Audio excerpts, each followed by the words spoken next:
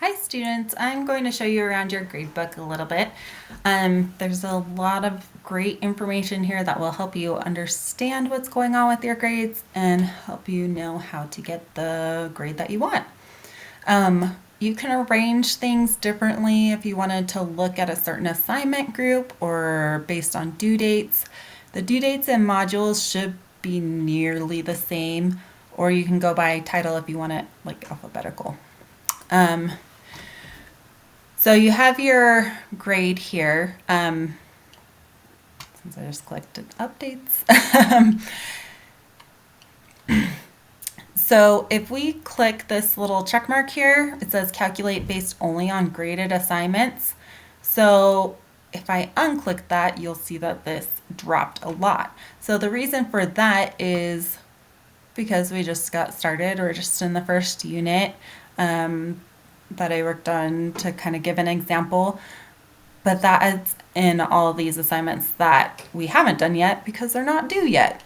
So I would recommend keeping that checked. As the assignments are due, they will get zeros entered and then they'll get included in that number so that you're not shocked all of a sudden at the end of the course. But if they're not due yet and that button is clicked, then it'll kind of show you where you're at based on where you should be. And so you'll get a good idea of what your grade is. Another cool thing is it says show saved what if scores. So right here, you'll see I can click the comment. It says thanks for your post, but please add more depth. And then you can click on the rubric to find out maybe more information on that.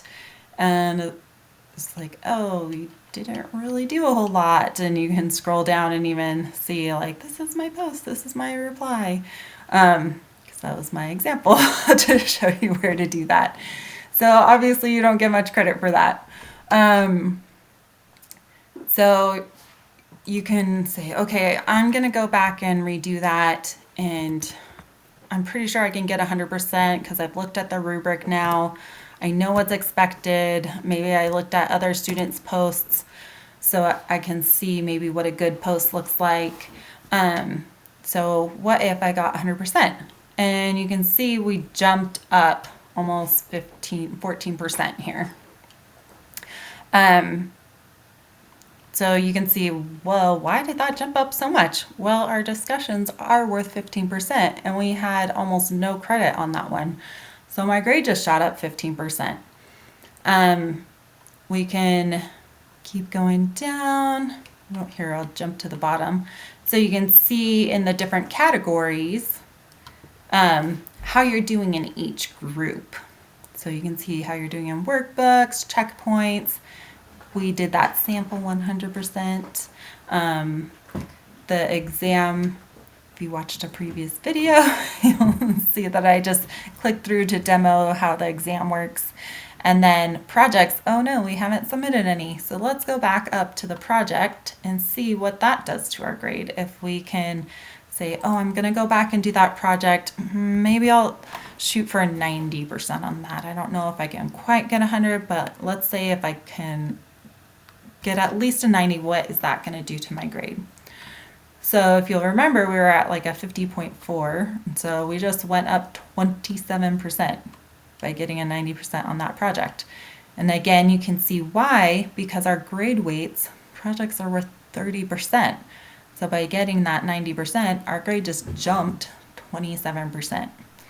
So something to pay attention to is these grade weights. It kind of shows you what things are worth more than others. Even though there are a lot, workbooks are worth 20%, there's just a lot of them because it's a lot of practice. You need to show that you looked through that material and you take a short quiz, and most of those are multiple choice. You'll notice that our discussion boards and projects, they take a little more writing, a little more thought, a little more effort. And so you're rewarded for that extra time that you put into it. There's not as many, there's maybe just one discussion per unit, only like 2 to 6 projects depending on the course.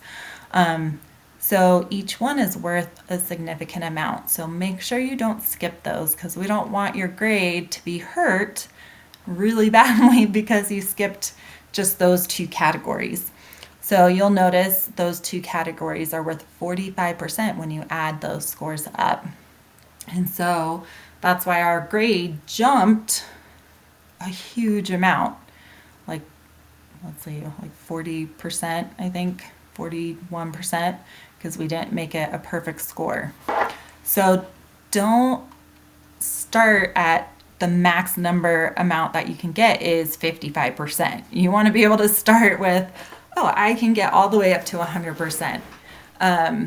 Because if you only get 55%, remember, you need a 60% passing. So if you skip these two categories in this particular course, you can't pass, even if you got 100% on everything else.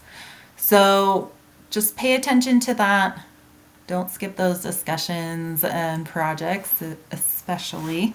Pay attention to the grade weights. They are important. They are slightly different in the different courses, but those ones that you do put extra effort into are rewarded. So just something to pay attention to. And then this is a quick place to see like which category maybe you want to improve in as well. And then to get back, you can revert to actual score. But it's really helpful, especially as you near the end of the quarter, to be able to say, okay, where should I put my time? Okay, and then after what we did is like, oh, we need to put our time into redoing these discussion boards and projects. So I hope you found that helpful. I wish you all the best and success in your courses. I think now that you know all these details, you will do an amazing job.